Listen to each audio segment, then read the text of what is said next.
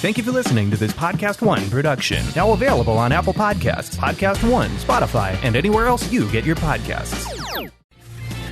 PodcastOne presents the Steve Austin Show Classics. All right, everybody, welcome to the Steve Austin Show. Goddamn, I got a son of a bitch for you today. But before I get started, I want to send out this show to all the men and women of the United States Armed Forces. Whether you're on our turf or somebody else's turf, thank you for everything that you do. Also, for the men and women in blue, the firefighters, all the first care responders, all those cats that do all the important shit. I sit here on my ass in entertainment business. You guys allow me to do what I do. This show goes out to you. And with that being said, I'm going to wash down the trail dust with the cold. And right now, I'm going to pop a top to all the fine people I just mentioned. Here we go. See if you can hear this. Oh, that's right. Let me take a sample of this tasty beverage. Son of a bitch. Now, that's a good beer. I had this beer sitting in my freezer about the last 5 minutes, right before that motherfucker's about to start icing up. I pulled it out of there, and I'm guzzling it down right now. I'm going to drink it while I talk to you. If I run out of this sumbitch, I'll push the pause button and go get me another one. Why? Because it's America, and a goddamn guy can drink beer in his own crib and not worry about a goddamn thing. If you people listen to my voice and you say, God damn it, Steve sounds congested as a motherfucker today, it's because I've been sitting my dumb ass in an SUV going down the highway traveling with the air conditioner blasting. I ain't sitting here snorting lines of cocaine in my crib. My fucking nose is stopped up, and it is what it is. People, let's talk about the word of the day. We started off this little exercise and trying to build up our vocabulary a couple of weeks ago, and at the suggestion of my wife, I might add, and we started off with pussyfoot. And pussyfooting was kind of dilly-dallying around and not making a hard-line effort to go get something done. If I put pussyfoot in a sentence, it would be like, the motherfucker was pussyfooting around and wasn't taking care of business. That's how we would use that. So I figured let's kind of follow up pussyfoot with something kind of in that vein. And I came up with a word that I use all the time that I don't hear a lot of city slickers using. So the word of the day this week, cattywampus. Cattywampus. Well, you ask me, Steve, what does cattywampus mean? Well, let me tell you what it means.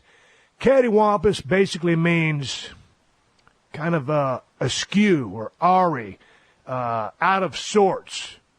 Like the accident left the frame on the car totally cattywampus. Yeah, that makes sense. The motherfucking wind blew so hard, his glasses were cattywampus on his head. The wind fucked his glasses up. Cattywampus. Here's one. A goddamn carpenter builds a shitty set of stairs. Well, he did a great job on the house, but them goddamn stairs are kind of cattywampus. You see what I'm saying? That's the word of the week, folks. Cattywampus. Put that one in your vocabulary and use it on your damn friends.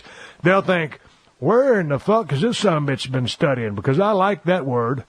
Not only is it cattywampus, not only is it 4 syllables, but the motherfucker sounds good. Cattywampus. Use it, folks. Use it. Let's segue into traveling right now. Because I told you guys I started off in Los Angeles and I had to go down to Texas and take care of a piece of business. Well, our RV, my wife and I sold our RV a couple of months ago, and we've been looking for a new one, but we ain't got one yet because I like traveling, I like driving, and I like camping. Most of the time when we RV, it's on I-10 going back and forth to the ranch. Right now, because we don't have an RV, we drive my wife's SUV. We put all the seats down in the back, load all our shit up, and put the dogs back there, and then we get on the road. And it's a 1,500-mile drive from Los Angeles, where we live, to the ranch. It's right at 1,500 miles. Now, we was in the RV because you couldn't drive as fast. It takes 2.5 days to get down there. In the SUV, I can make it in a day and a half, driving about 800 miles that first day, 700 that second day. And we got off a couple weeks ago, 10 days ago, whatever it was. And driving from Los Angeles to Texas was easy. We stopped in Las Cruces, bedded down for the night, got up early that next morning, and made it down to the ranch by about 3:30 p.m. 1,500 miles in a day and a half. I drive every step of the way because I like to drive. I like to have a steering wheel in my hand, and I always figure it's like my old buddy, rest in peace, Ravishing Rick Rude used to always say, "God damn it, Steve, arrive alive." Well, I've been doing that, Rick, thanks to your advice for many years now. And I'll never forget that. Rick Rude used to always tell me that as we was hauling ass down the highway. But we got down to the ranch, and we worked for about a week after taking care of business. And then we got in the car after loading it all up and got ready to come back just the other day. And this was going to be an interesting trip because, I'll just start it out like it happened. I got up about 4 a.m. that morning, started drinking coffee. We had the car already about 3/4 packed. Got up, fed the dogs, let the dogs go to the bathroom, and I'd go ahead and just slam down 3 big-ass cups of coffee, eat my breakfast burrito, and I'm ready to go. But everybody knows when you're about to go on a road trip, you always try to take care of your bathroom breaks before you go. And when I say bathroom breaks, I ain't talking about taking a piss. I'm talking about taking a goddamn dump. You always try to take a dump before you get on the highway. Well, as luck would have it, I didn't have that movement churning around in my guts when I left, so I didn't get a chance to take my pre-trip dump. So I figured, no big deal. It's just going to be a kind of a long day, and I got to work through this motherfucker because it is what it is. Because if there's one thing I can't stand is pulling over at a goddamn truck stop to take a shit. So I got 800 miles to go. I figure we're going to go to Las Cruces because the plan is to stop there, even though we have about 3 more hours of driving time, to stay at the same hotel that accepts dogs. So anyway, I'll tell you what happens when we get to Las Cruces in a little bit. But it's going to be 800 miles before I get there. And we get going down the road, and I'm going to do the best I can to try to hold everything in. But right now I'm cool. And we ended up making it about 100 miles, and the dogs started barking. And when I mean the dogs started barking, I'm not talking about Hershey and showing our dogs in the SUV. I'm talking about my intestines saying, dude, you better pull your ass over and sit down on some porcelain because there's about to be some shit flying out of your ass real quick. So I put my blinkers on because I'm a safe driver, as we talked about that in a couple earlier shows. And my wife looks up at me and she said, "What are we doing?" I said, "We're pulling over." She said, "Why?" I said, "I got a shit." And she's looking around. She says, "Well, what truck stop you going to?" I said, "I can't make a truck stop. I'm pulling over to that Bill Miller barbecue." So if you people in Texas know about Bill Miller barbecue, pretty good place to eat. Well, right now it's only about 7 o'clock in the morning. They got a damn line of traffic going through the driving window. Everybody's getting their breakfast burritos to head to work and do whatever they got to do. So I'll pull in the side of that sumbitch, go in the back door, slide right in the bathroom, sit down on the goddamn porcelain, and nothing happens. It's always funny when you got a shit like a crippled goose. All of a sudden you hold it for a little bit, then you go drop trowel, and then you sit down, and nothing happens. And it's not like you can just sit there and grunt and struggle and strain and shit's going to start flying out of your ass. You kind of just got to wait for that movement to happen within your bowels, and then that's when the magic happens. So finally, after sitting there for about 5 minutes, and I'm not trying to get all graphic about this, but the magic happened. It felt like a goddamn covey of quail flew out of my ass. It was a majestic moment that I'll never forget. I took care of my business, got back on the road, and we started hauling ass. And when you're driving with me, when I drive, I run radar. And I'm a safe driver, and I pay attention to all the signs and watch my cars.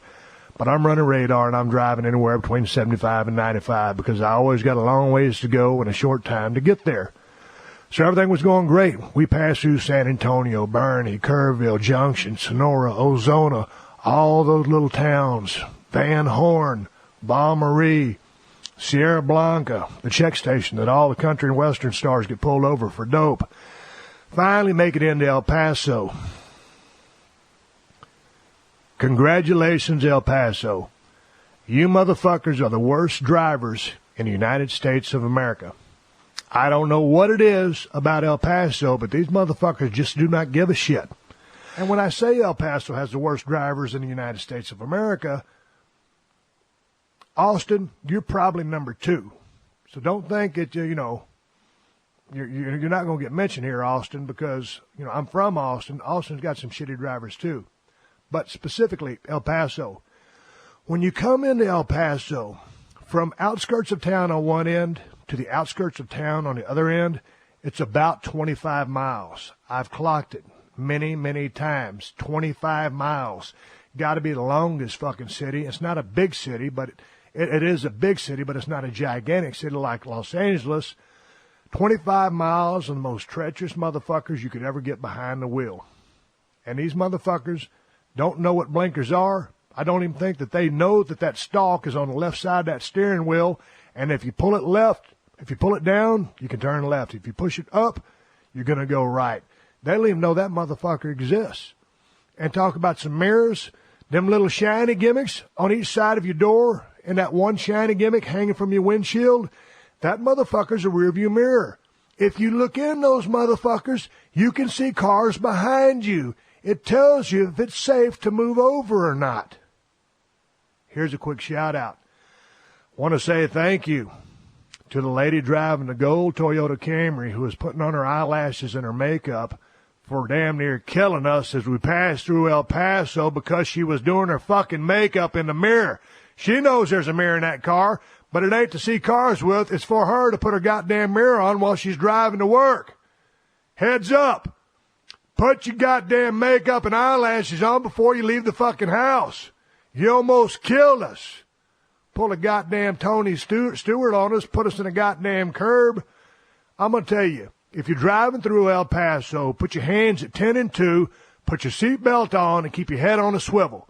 Because these motherfuckers are going to come at you from all different directions. I've been driving forever. I love to drive.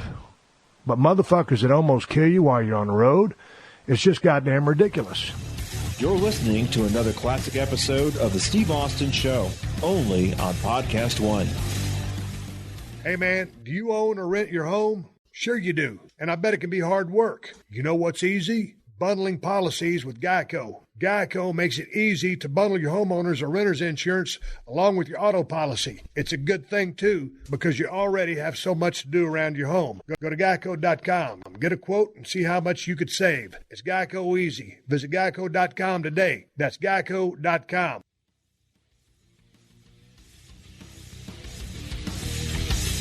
We made it down there safely. We made it back safely. And that was the driving part of it. But let me tell you about the part there when we stayed at the ranch. We got down to the Broken Skull Ranch, and we've been so fortunate this year that we had a lot of rain. There's been about 2 4-inch rains. We had an inch rain, a 3/4 inch rain. We got about 3/4 of an inch before we even got there. And we rolled in the place. I understand we've been in a hell of a drought for a long time in South Texas. So when that land gets that damn rain, everything just greens up like a motherfucker, and the ranch was looking good. We switched protein in our deer feeders about 3 months ago. It was already time to refill those things. As green as it is down there, those deer love the protein.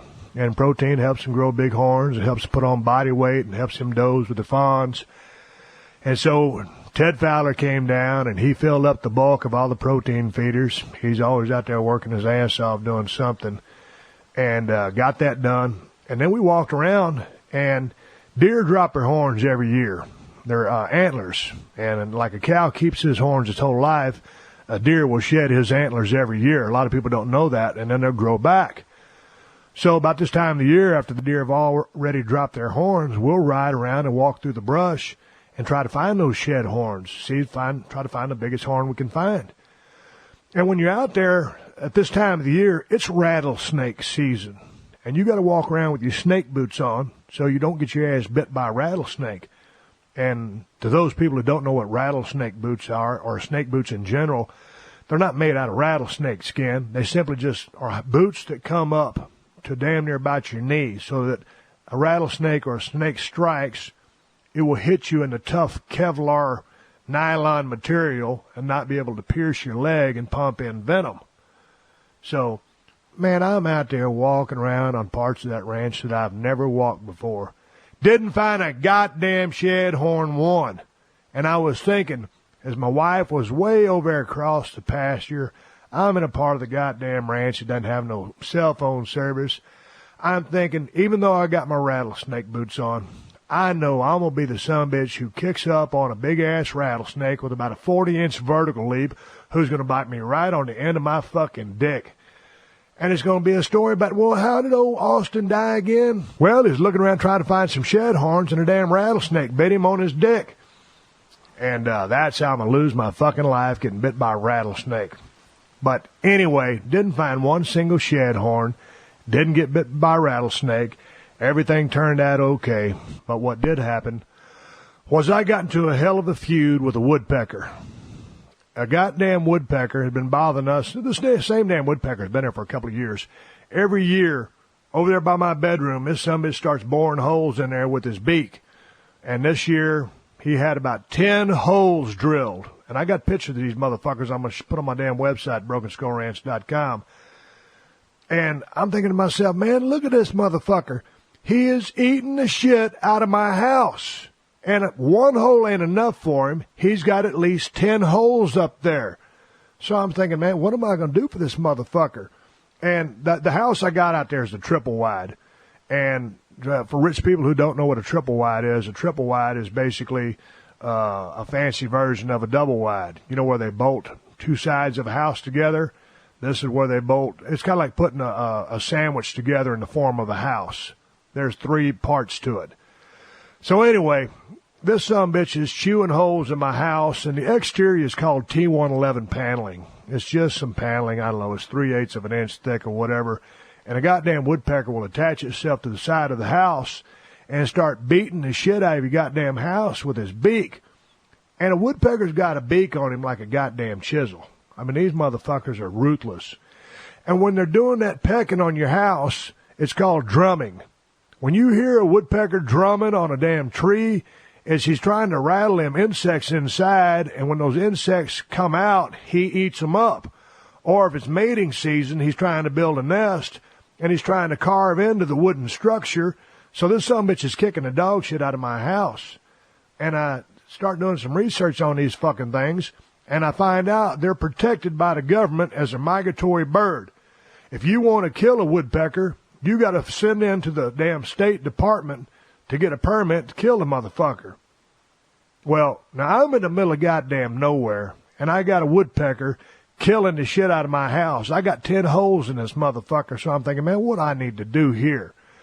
I got to respect the law. I don't want to kill the bird just to kill the bird, but he's beating the fuck out of my house, so something's got to give here. Well, old Ted Fowler's down there, and Ted's a carpenter by trade, so Ted cuts up a bunch of badass T111 panels and just nails them over all the holes. Pretty fancy looking strips. It's a good clean application. We got to come back and paint them later. But for the time being, problem solved. That motherfucking woodpecker is snuffed out of his holes. He can't do no more damage. If he does want to do some more damage, he's got to go through those new panels that Fowler just put up. So we kind of got the problem licked. Well, not so fast, my friend. It's about 6 a.m, and this sumbitch is pecking on that house every goddamn morning. I got my 410 break action single shot shotgun sitting there right there next to my bedside table. I'm ready to rock and roll. Now, this is prior to Ted putting up those strips, so I'm thinking the motherfucker's just going to fuck off, fly away, and go bother somebody else. Well, that ain't what happened. This little prick shows up, and once he's seen that his handiwork has been covered up by Fowler's boards, he starts squalling like a motherfucker. I ain't never heard a bird screech like this. I do it, but I can't do it any justice. And I'm thinking, man, look at this motherfucker. I fucking swing my ugly ass out of bed. I put on my T-shirt and I grab my shotgun, and my wife says, what are you going to do? I said, well, I'm going to go shoot this motherfucker. She said, he's just mad because you covered up his holes. Get on back in bed. So I put the shotgun down, take off my shirt, get back in bed, fluff up my pillow, pet Hershey, who sleeps in bed with us, get all nestled in, and I'm going to try to take my ass back to sleep, get another hour of sleep before I go grab some coffee. And that's when that motherfucker started going again. He started going,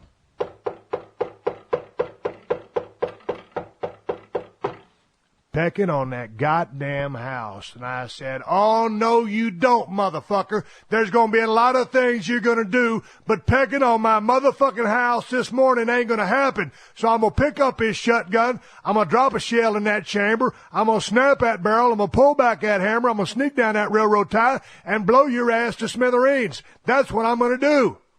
My wife says, where are you going? I said, I'm going to go shoot that motherfucker. And she knew when I said that, just like when she told me to get back in bed, it was time to get back in bed. But when she heard the tone of my voice that I'm going to go shoot that motherfucker, she's down with it because now it's encroaching on her too, and she don't want to listen to that motherfucker peck on the side of the house no more than I do. So permission was granted to go shoot that cocksucker. So I sneak out the door. I got my shotgun ready. I'm barefoot. I make sure the screen door don't slam to scare that prick off. I walk all the way around the side of the house, creeping stealthily like an Indian on the railroad ties, using balance, sheer precision, stealth, cunning, what a hunter, Steve Austin, on the prowl, kill the heel, the goddamn woodpecker, and stop him from tearing up my home. I flush him, he flies. Gun up, hammer back, boom! Shot fired. The shot heard round the damn Broken Skull Ranch. And the woodpecker flies off. I miss that little feathered motherfucker.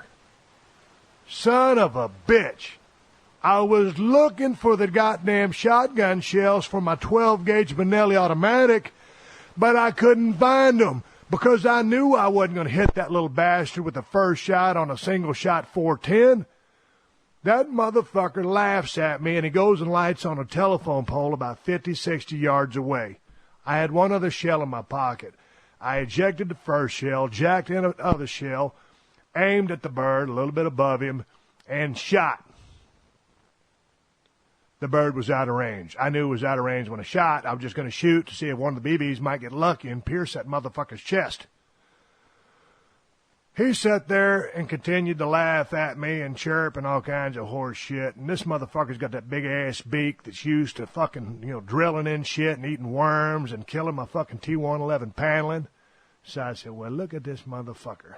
I guess it's going to be all over from here. So I put the goddamn shotgun up, started drinking coffee, and when I left the ranch, the woodpecker is still alive. To any of you people out there that might be with Texas Parks and Wildlife, whoever, I didn't fill in any forms. I wanted to, but I didn't get around to it. I tried to kill that bird. I'm not going to lie. But I did not kill that bird. Didn't harm a feather on his body. He's still there. I'm in Los Angeles. He's in Tilden, Texas. He's beating the shit out of my house. So right now, it's Woodpecker 1, Austin 1. The score is tied. But I couldn't leave it. I couldn't leave it like that. I couldn't just drive away with my SUV packed, my dogs in there, my wife in there, buckled up for safety, headed back down I-10 West towards Los Angeles without taking one more step. So I got on the computer and started researching. What do you do to prevent a woodpecker from attacking your house? Well, the computer said you can hang like mylar strips, like plastic strips, anything that streams. Stuff that you would basically, like those little pinwheels that you blow on at a birthday party that are on a stick. You can hang shit like that from your house. And one of my first gimmicks was I was thinking about doing something real redneck.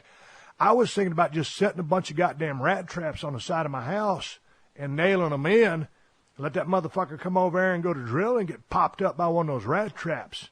But I didn't do that. But the dictionary, the computer said hang some plastic strips, pinwheels, reflective material. You can put a mirror on the side of your house, all kinds of stupid shit. Because we went to Walmart that day, and I got some yellow tape as caution tape because I was just going to cut 3 or 4 foot strips and use thumbtacks to put in that roof overhang to put those plastic strips down. And, I mean, this is going to be one jerry-rig motherfucker because I knew someone's going to drive up there. I don't get a whole lot of visitors out there at the Broken Skull Ranch, but I knew someone was going to drive up and think, man, look at this white trash motherfucker. Look at the side of his house.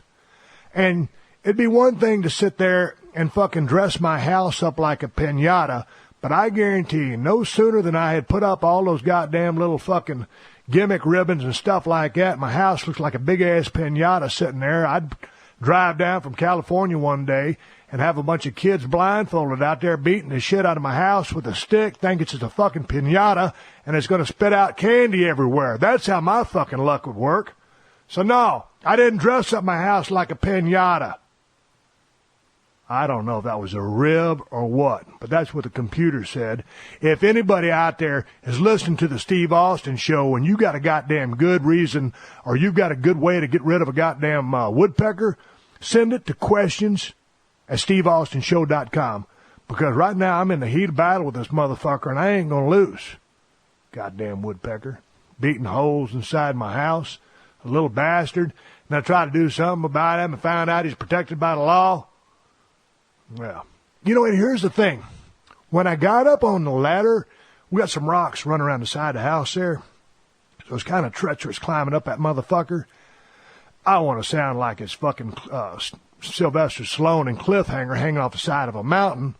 But when you get my crippled redneck ass out there in a pair of flip-flops on a fucking aluminum ladder on top of a rock bed, it gets kind of treacherous. You know what I'm saying? I got a damn thing here about some current events going on in the world. But one of the things that I wanted to talk about, and I was just in the other room fixing to go to the gym after I get done with this, and I put it on Headline News, Channel 204 on the goddamn Direct TV, and them goddamn lawyers for Jodi Arias is trying to make a mistrial. They done found her guilty with extreme cruelty. And right now they're supposed to try to see if they're going to put her in a chair or whatever they do to kill her or give her life in prison. And her damn dirtbag lawyers are trying to say that it's a mistrial, that it was never a fair trial with all the media coverage and the horse shit that was going on the entire time. So now they're filing for a mistrial. For those of you who work your ass off and don't know who Jodi Arias is, back in 2008, she murdered her boyfriend in cold blood. She stabbed him 29 times, shot him in the head, and then cut his throat from ear to ear and said it was in self-defense. And then she called him a pedophile, dragged his name through the mud. This was a good kid, this Travis Alexander that she killed. She's guilty as a shithouse rat. They found her guilty. It was a consensus. Everybody agreed that she was guilty. She lied to the jury countless times the entire trial. She's a psychopath. She's full of shit. And right now, they're trying to declare a mistrial. Well, I say absolute horse shit to that. Let's come to a decision of what's going to be done to this bag of shit and move on with our lives. So I won't even go into the story that I had here on my computer about that because that's the latest, greatest on that shit. Oh, here's one for you. Teen female hipsters fueled the Free Jahar movement. Jahar is one of those bombing suspects in the Boston bombings. You know, they killed the other cat, and these two were brothers. This is from, the Blogmocracy website. And the article, I'll read a little bit of it. It goes like this. To the majority of Americans, Dzhokhar Jahar Sanarv is an goddamn, that's a hard name to say. Jahar is an Islamist terrorist scum. To hipsters, start all over here, Rich. All right, and this is from a website I got on the internet. And it's titled, Teen Female Hipsters Fuel the Free Jahar Movement. To the majority of Americans, Dzhokhar Jahar Tsarnaev is an Islamist terrorist scum. To hipsters, the Chechen terrorist has become the new Chi of their generation. With his hipster looks, Jahar is considered one of them, and as such, he has become a cause. This has even reached teenage hipster girls who view Jahar as a sex symbol and cultural icon. Some teenage hipsters have gone so far as to even have Jahar's tweets tattooed on their arms. There's some stupid motherfuckers out there. Even worse, some of the smitten young hipster chicks have written romantic fantasies about him. Well, what in the fuck is the world coming to? This is not a laughing matter and is actually scary. Unlike other Islamic terrorists who look scrabby and like 7th century idiots, Jahar looks like your typical hipster. The fact that he is white allows hipsters to relate to him and consider him one of their own. Jahar is rapidly becoming a cultural icon to the hipster set and expect to see T-shirts and even a movie glorifying him. Now, why would anybody glorify this piece of shit? He's red-handed guilty. I know he's just a suspect right now, but it is what he is. It is what it is. He was caught red-handed with a bunch of goddamn bombs and guns and shit like that on him. And now the fact that maybe he's a little bit of a good-looking cat, I don't know. I don't think he is. Or because he's a white hipster. No, the fact that he's white allows hipsters to relate to him. Well, I'm white too, and I don't relate to this piece of shit. And I just soon put my white foot up his white ass. That's what I think about this piece of garbage. I don't know what in the fuck is wrong with the world today. This guy and his brother blow up some bombs in downtown Boston, right in the Boston Marathon, kill about 8 people. I don't know how many people are missing limbs because of this piece of shit, and people want to glorify him. Is that how detached the youth of America are? To think that this motherfucker's cool? That he could be even closely identified with these cats would be enough. But the fact that he's red-handed guilty is reprehensible is what it is. I do not understand what the fuck's going on in the world today. And speaking of pieces of shit, I'm looking here at that Ariel Castro guy. The guy who kidnapped the 3 chicks in Cleveland 10 years ago, fathered a kid by one of them. I think he killed another one, and is giving an update about what this piece of shit is doing in his cell. Well, he lays on the mat staring at the floor, and he's staring at the ceiling. He said thank you to a guy for bringing him some food, and then he said, thank you, have a good day, officer. And this guy's going to plead not guilty to the absolutely astonishingly horrible crimes he committed against human beings. Let me tell you something, you low-life sack of shit.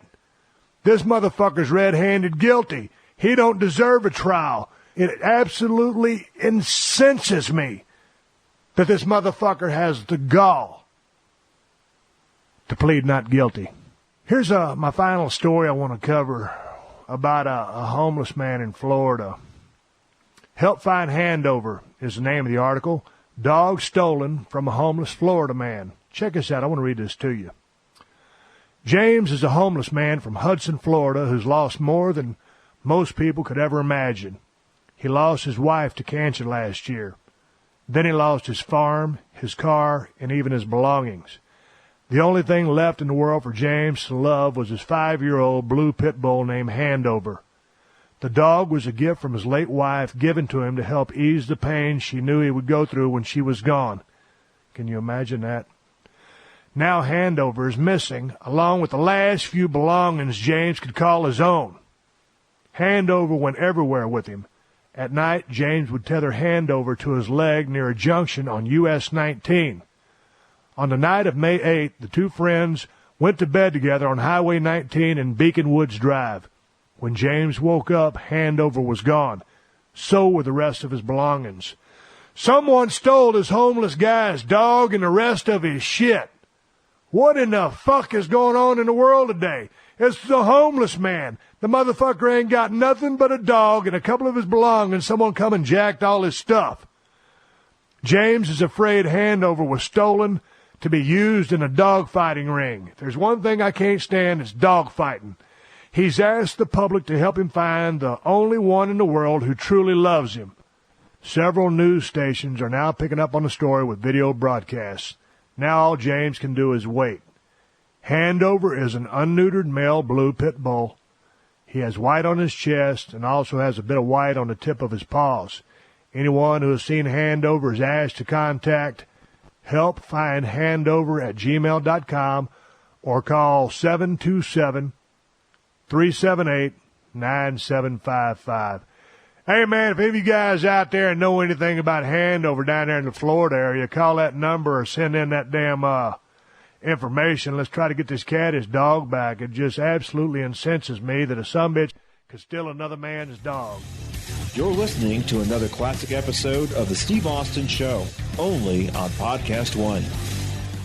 Pluto TV is playing the biggest movies every night this summer for free. Watch hit movies like The Matrix, G.I. Joe Retaliation, Teenage Mutant Ninja Turtles, Scary Movie, Runaway Bride, and more all summer long. Check out the biggest stars like The Rock, Keanu Reeves, Tom Cruise, Julia Roberts, Arnold Schwarzenegger, and more. Plus, Pluto TV has hundreds of free TV channels in English and Spanish featuring TV shows, news, sports, comedy, and more, all for free.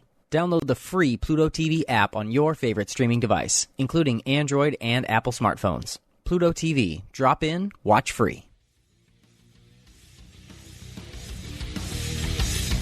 All right, let's talk about some emails. Here's a couple of comments, a couple of questions you guys sent in. The first one's from old Jerome. Jerome. I can't remember. Can't see how he wrote his name down here.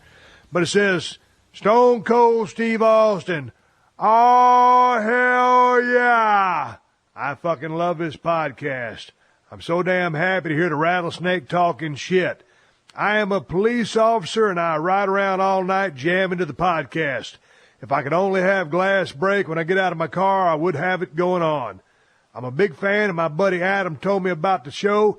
I've told everybody since, and they all love it. Keep on rocking, Steve. You the man. Hey, man, let me tell you something, Jerome. I appreciate the fact that you guys listen to the show. I'm thankful that I can entertain you guys. You got a much more important job than I got.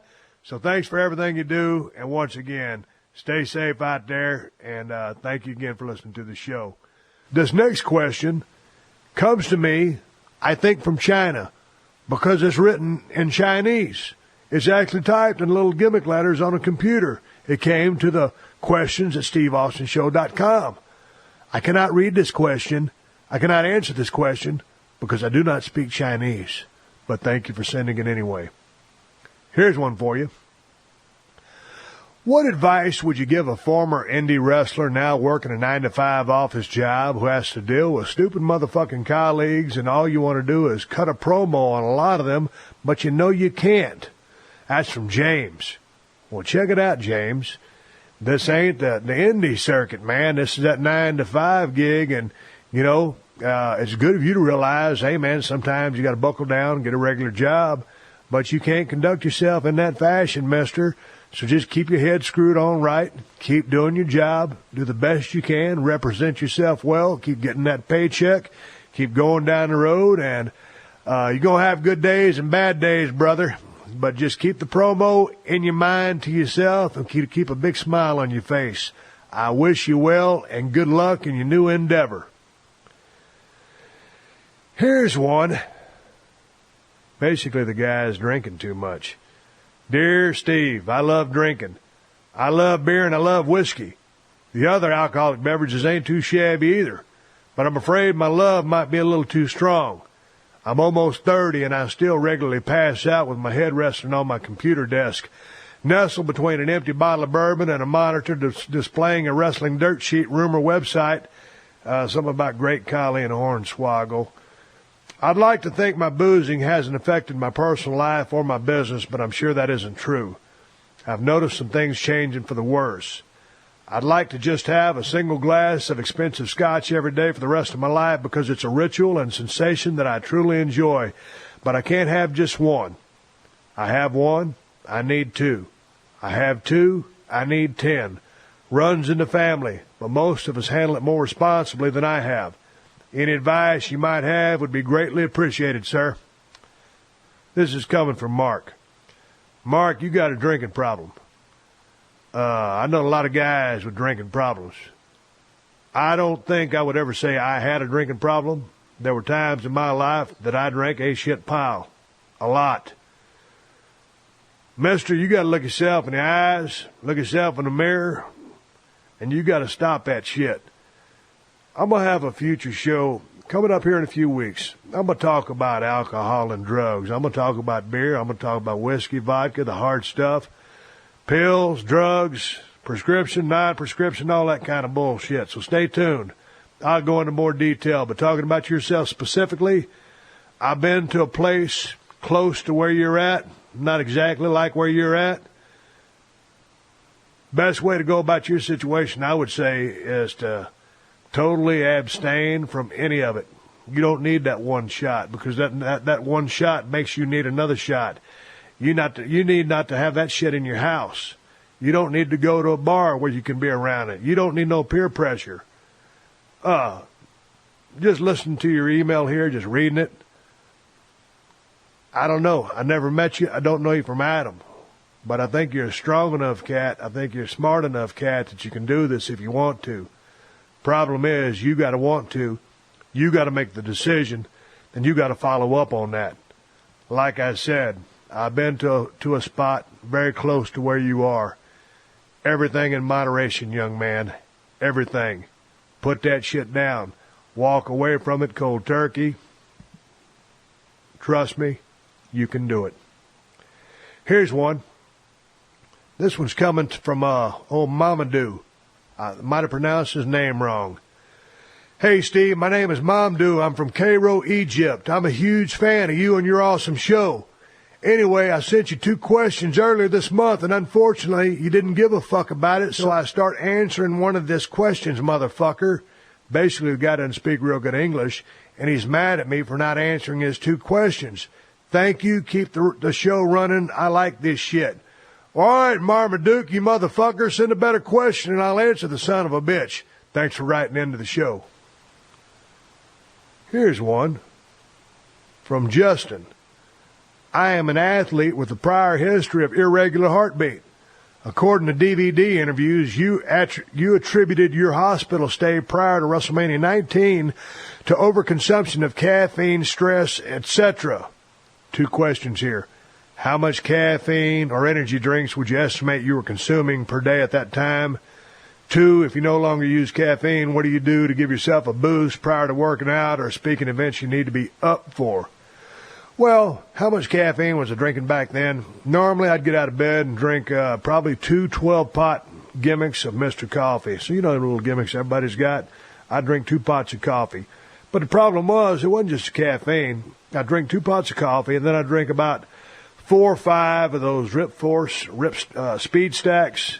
And then, hell, at night, I was drinking about 3 bottles of wine. And on top of that, I wasn't drinking any water. So I was severely dehydrated, running my system ragged, and not really sleeping too much. So it was a combination of a lot of shitty decisions on my part. And yes, I do currently use caffeine because currently I drink about a gallon of water a day. I really don't drink at all. I'm actually on a diet. I'm having a drink now to wash down the trail dust. But it's a whole different system now than it was when I was on the road. Again, like I told the cat earlier, everything in moderation. Back at that time in my life, I didn't know what moderation was, but these days I do. I'll drink a couple cups of coffee, or before I work out. A good supplement that I love is Shroom Tech Sport from onit.com/Steve. And that ain't a sales pitch, but you asked what I use to get up, and I use Shroom Tech Sport and a cup of coffee, and that's the bottom line. Here we go. Howdy, Steve. My name is James, and I'm going to ask you a very controversial question. Let's get this fucking question out of the way. What are your thoughts on Chris Benoit in the Hall of Fame on the WWE? Yeah, I get what he did, but he should never be forgotten because of things he's done in the wrestling field. You think he should be in the Hall of Fame? Well, first and foremost, what I think about Chris Benoit is that guy was one of the nicest guys I ever met in my life. He's one of the most talented, hard-working cats I've ever seen in a squared circle. Anybody who knew Chris would tell you those exact 2 things. That guy loved the damn wrestling business. He was born to be a wrestler, and he was absolutely phenomenal, drawing a lot of his inspiration, a lot of his influence from Dynamite Kid. Chris Benoit blazed the path as the Pegasus Kid, and his legacy as the crippler Chris Benoit was just one hellacious career. One night, Chris ended up killing his wife and his kid. That is a act so terrible and horrible. I can't even comprehend or even guess as to what happened in that house. That will always overshadow any accomplishment that Chris Benoit had in the ring. He'll never be in the Hall of Fame. It will just never happen. His career will speak for itself, but his record as a human being is first and foremost, and those actions will never be forgotten. That's my feelings on that. We don't even need to talk about the Hall of Fame. But speaking for myself, Chris Benoit, as the person I knew, loved him. Chris Benoit, as a wrestler, loved him. Chris Benoit, the person who did what he did, unforgivable, bottom line. Let's go on to one more question, wrap this thing up on a little bit of a lighter work. Just a comment. We'll read this comment and wrap this motherfucker up. This is from another guy. We got a lot of Jameses writing in on this show. I'm at the gym and just finished an upper body workout. It's almost time to be in a bathing suit, so trying to drop an extra 10 pounds. I get on the treadmill to finish off my workout, and about 10 minutes in, a guy gets on the treadmill next to me. I can't breathe because he has so much goddamn cologne on. He definitely doesn't listen to your podcast, but if I see him again, I'm going to tell him he should not be wearing that much cologne anywhere, but especially at the gym, because Stone Cold said so. That's what I'm telling you about, folks. Whether you're a guy, whether you're a gal, you don't need a bunch of goddamn squirts of that shit to prove how good you smell. Goddamn, use your goddamn scrubber in a bathtub. Use some decent smelling soap. If you want to put a goddamn splash of cologne on or a spray of fucking perfume between your tits just a cunt hair's worth, do it. Don't go putting all that shit on because nobody wants to smell your dumb ass. God damn it. Speaking of my body scrubber, before I fucking wrap this motherfucker up, it's amazing to me how just sitting in a car driving 800 miles with air conditioner on and a leather seat, you can get so goddamn scummy. I got home from the road yesterday, and I told you I took that hellacious dump outside of San Antonio at the Bill Miller barbecue, but just sitting there, and, I'm probably farting about, every 15 or 20 mile markers. And it's amazing the kind of cheese a human being can just build up sitting there farting. I couldn't wait when I got home yesterday to jump in a goddamn shower and grab my scrubber on a stick, my Gillette Macho Man motherfucking bath gel, and scrub my little ass clean. I use that damn scrubber on a stick to scrub my ass, my damn balls, my armpits, back of my head, the crack of my ass, everywhere. I'm the cleanest motherfucker in Los Angeles currently. I'm fixing to change all that because I'm fixing to go to the gym and have a bust-ass workout. I'm going to be training. What am I training today? I did chest the other day. I did shoulders before that.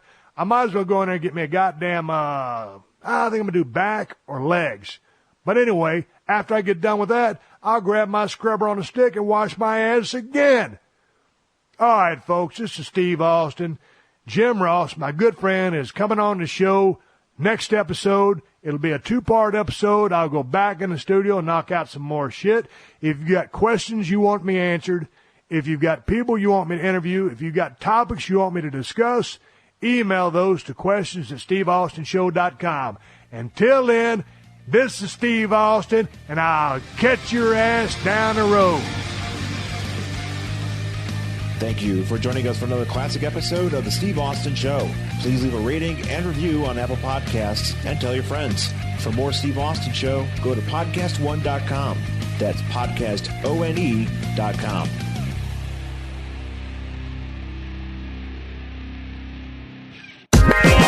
Hey, what's up? It's Meta World Peace here.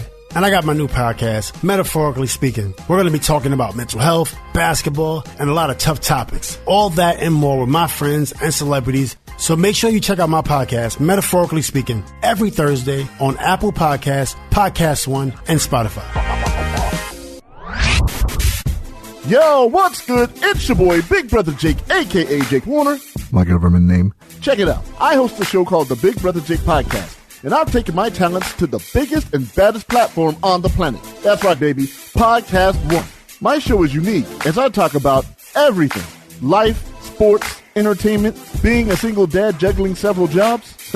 I'm a hot mess, but it's damn entertaining. Subscribe and review now on Apple Podcasts and listen on PodcastOne or wherever you get your podcasts.